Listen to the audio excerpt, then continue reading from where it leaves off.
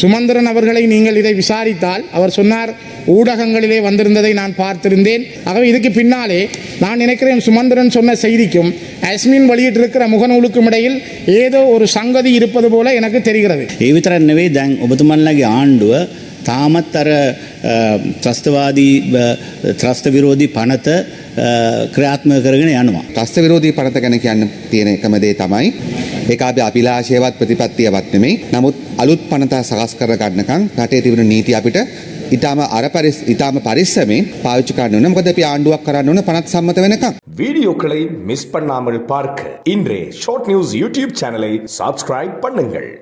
யாழ்ப்பாண தேர்தல் மாவட்டத்தினுடைய நாடாளுமன்ற உறுப்பினர் சிவஞானம் ஸ்ரீதரன் ஆகிய நான் தமிழ்நாடு அரசின் ஒழுங்கமைப்பில் 2025/1/11 2025/1/12 தேதிகளில் சென்னை நந்தம்பாக்கத்தில் நடைபெற்ற அயலக தமிழர் தின நிகழ்வில் சிறப்பு விருந்தினராக பங்கேற்கும் பொருட்டு 2025/1/10 தேதி கட்டுநாயக்க விமான நிலையம் ஊடாக நான் இந்தியாவுக்கு பயணமாக இருந்தேன். அன்றைய தினம் மாலை 6:35 மணிக்கு ஸ்ரீலங்கன் ஏர்லைன்ஸின் ஜூஎல் 0123 இலக்க விமானம் புறப்பட தயாராக இருந்த நிலையில் எனது கடவுச்சீட்டில் குறைபாடு உள்ளதாகவும் பயங்கரவாத குற்றத்தடுப்பு மற்றும் விசாரணை பிரிவினரின் விசாரணைகளுக்கு என்னை உட்படுத்த வேண்டும் எனவும் தெரிவித்த விமான நிலைய அதிகாரிகள் எனக்கு பயணத்தடை விதிக்கப்பட்டிருப்பதாகவும் தெரிவித்திருந்தனர். இதன்போது என்னுடன் இணைந்து பயணம் செய்வதற்காக விமான நிலையம் வருகை தந்திருந்த சக பாராளுமன்ற உறுப்பினரும் இலங்கை முஸ்லிம் காங்கிரஸ் கட்சியின் தலைவருமான கௌரவ ரவூப் ஹக்கீம் அவர்கள் மேற்கொண்ட முயற்சிகளின் பலனாக நீண்ட நேர விசாரணைகளின் பின்னர் விமானம் புறப்பட தயாராகிய இறுதி நேரத்தில்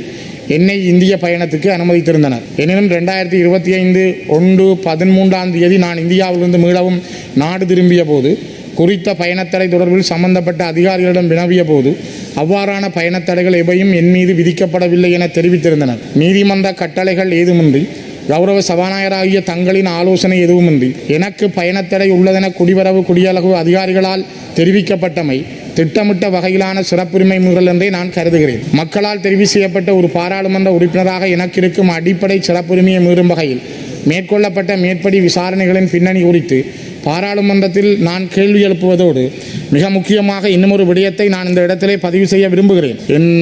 நேற்று 2 நாட்களுக்கு முதல் யாழ்ப்பாணத்திலே ஒரு தனியாருடைய ஊடகத்துக்கு பேட்டியளித்த முன்னாள் நாடாளுமன்ற உறுப்பினர் சுமந்திரன் அவர்கள் குறிப்பிட்டிருக்கிறார்கள், ஸ்ரீதரன் அவர்களை அவர் ஒரு தடை செய்யப்பட்ட கனடாவில் இருந்து வருகின்ற ஒரு அமைப்போடு பேச அவர் முனைந்ததாகவும் அதற்காகத்தான் அவர் சென்னை செல்ல இருந்ததாகவும் அந்த காரணத்தின் அடிப்படையில் தான் அவர் தடுக்க ஏர்போர்ட்டிலே முயற்சி செய்தார்கள் விமான நிலையத்தில் என்ற செவியை வழங்கியிருந்தார். இது தொடர்பாக அவர் தனக்கு ஸ்ரீதரன் தெரிவிக்கவில்லை என்றும், ஆனால் நான் அவரை சென்னையிலே கண்டபொழுது கௌரவ சுமந்திரன் அவர்களும் கூட இதை பற்றி என்னிடம் எதுவும் கேட்கவில்லை. ஆனால் சுமந்திரன் அவர்களை நீங்கள் இதை விசாரித்தால் அவர் சொன்னார் ஊடகங்களிலே வந்திருந்ததை நான் பார்த்திருந்தேன். ஊகத்தின் அடிப்படையில் ஸ்ரீதரனை சில வேளைகளில் அவர்கள் மறைத்திருக்கலாம் என்று. ஆகவே நீங்கள் சுமந்திரனை விசாரித்தால் எந்தெந்த ஊடகங்களில் இந்த செய்தி வந்திருக்கிறது என்று அறிந்து அந்த பிரதான ஊடகங்களினுடைய பிரதானிகளை விசாரிப்பதன் மூலம் நான் நினைக்கிறேன் இதற்கு உண்மையை கண்டறிய முடியும் என்று நான் நம்புகிறேன். ஆகவே இது எனக்கு எதிராக செய்யப்பட்ட மிகப்பெரிய ஒரு சதியாக நான் கருதுகிறேன். நான் பாராளுமன்றத்தினுடைய புரோட்டோகால் அனுமதி பெற்று விஐபி, அதாவது பாராளுமன்ற உறுப்பினர்கள் சென்ற பாதையினூடாக சென்ற அந்த பயணச்சீட்டையும் சபாபீடத்துக்கு சமர்ப்பிக்கிறேன். அதனை விட வடக்கு மாகாண சபையில் தமிழ் தேசிய கூட்டமைப்பினுடைய ஒரு உறுப்பினராக இருந்த அஜூப் அஸ்மின் அவர் அன்றைய தினம் 10ஆம் தேதி தன்னுடைய முகநூலிலே ஒரு செய்தியை கௌரவ பிரதி சபாநாயகர்களை வெளியிட்டிருக்கிறார். கடந்த நாட்களில் எந்த ஒரு பாராளுமன்ற உறுப்பினருக்கும் விமான நிலையத்தில் எவ்வித இடையூறுகளும் எவராலும் ஏற்படுத்தப்படவில்லை. அவ்வாறு பரப்பப்படுகின்ற செய்திகளில் உண்மைகள் எதுவும் இல்லை. விமான நிலைய உயரதிகாரி இவ்வாறு ஒரு செய்தியை வெளியிட்டிருக்கிறார். இதிலே நான் இந்தியாவில் இருக்கின்ற பிரபல அரசியல் தலைவர்கள் ஒருவரான செந்தமிழன் சீமான் அவர்களோடு நின்ற ஒரு படத்தோடு வருகின்ற அந்த படத்தையும் தன்னுடைய முகநூலில் இட்டு எனக்கு எதிராக இந்த செய்தியை அவர் பரப்பியிருக்கிறார். அஸ்மின் அவர்களும் சுமந்திரன் அவர்களும் நெருங்கிய நண்பர்கள்.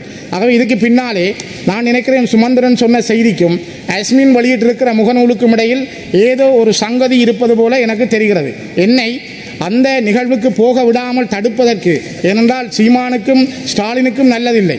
ஆகவே இந்த படத்தை போட்டால் என்னை அங்கு போக விடாமல் தடுப்பதற்கான முயற்சியை மேற்கொண்டதாகவே நான் அறிகிறேன். ஆகவே தயவு செய்து ஒரு மிக அதிகமான கவனம் எடுத்து விசாரிக்கப்பட வேண்டும் என்பதை நான் குறிப்பிட விரும்புகிறேன். அதே நேரம் என்னுடைய பர்சனல் ஸ்டாஃப், என்னுடைய செக்யூரிட்டி சர்வீஸாக இருந்த ஜிஜிபி ரத்னகுமார் PS 6869 இவர் என்னோடு கடந்த 2 ஆண்டுகளுக்கு மேலாக காவல் மெய்ப்பாதுகாவலராக இருந்தார். திடீரென்று சென்ற வாரம் அவர் மாற்றப்பட்டிருக்கிறார். இது தொடர்பாக நான் கடந்த 2025 8 புதன்கிழமை நேரடியாக காலை 9:30 மணிக்கு பொலிஸ்மா அதிபரிடம் கடிதம் வழங்கியிருந்தேன். அந்த கடித பிரதியையும் நான் சபாபீடத்துக்கு சமர்ப்பிக்கிறேன்.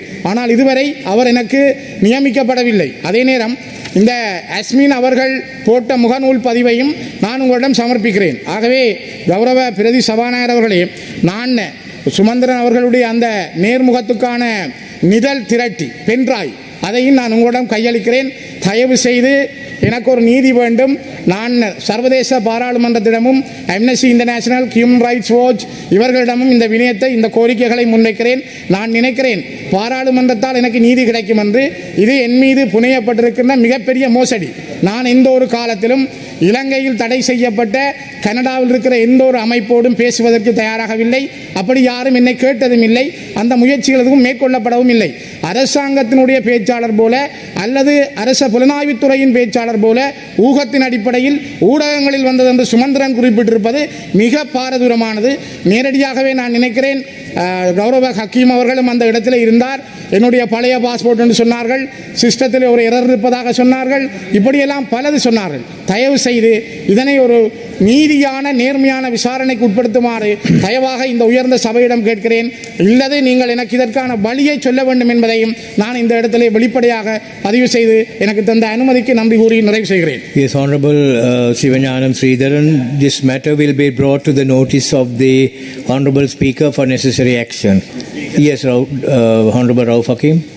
Since my name was Yes. mentioned, Speaker, මෙම සිද්ධිය සිදුවෙද්දී මාත් අර ප්‍රභූ පරියන්තයේ මෙතුමත් එක්ක ඉන්දියාවට ඉන්දියානු තමිල්නාඩුවේ මහමැතිතුමාගේ ඇරයුමක් පිට යෑමට සිදුවෙද්දී තමයි මේ සිද්ධිය සිදු වුණේ. ආගමන විගමන දෙපාර්තමේන්තුවේ නිලධාරීන්, ඒ ප්‍රභූ පරියන්තයේ ඉන්න නිලධාරීන් මෙතුමාට විරුද්ධව ගමන් තහනමක් තියෙන බව කියමින් ඒ කියද්දී මම එතුමන්ලා එක්ක සාකච්ඡා කරලා ඉල්ලුවේ මොකද යම් ගුවන් තහනමක් තියෙනවා නම් ඒ පිළිබඳව නඩුවක් තියෙන්න ඕනේ.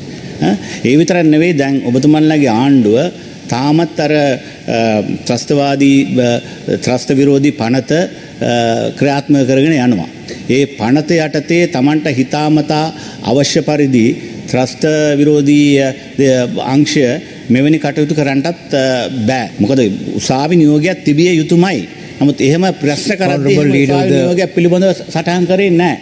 ඉතින් මේක ඇත්තටම മന്ത്രിවරුන්ගේ අයිතිවාසිකමක් උල්ලංඝනය කිරීම විතර නෙවෙයි, එතුමන්ට වෙච්ච විශාල අසාධාරණයක්. ඉතින් අපි සාකච්ඡා කරලා ඒක निराකරණය කරගත්තට මේ පිළිබඳව හරි විමර්ශනය කරලා දැනුම් දීමක් කළ යුතුයි කියලා මම ඉල්ලා හිටිනවා. Honorable Leader of the House. නියෝජ්‍ය කතානායකතුමනි, මේ පිළිබඳව ඇත්තටම මේ දැන් මේ කෙටි කාලයකට වෙලාවකට කලින් තමයි දැනගත්තේ.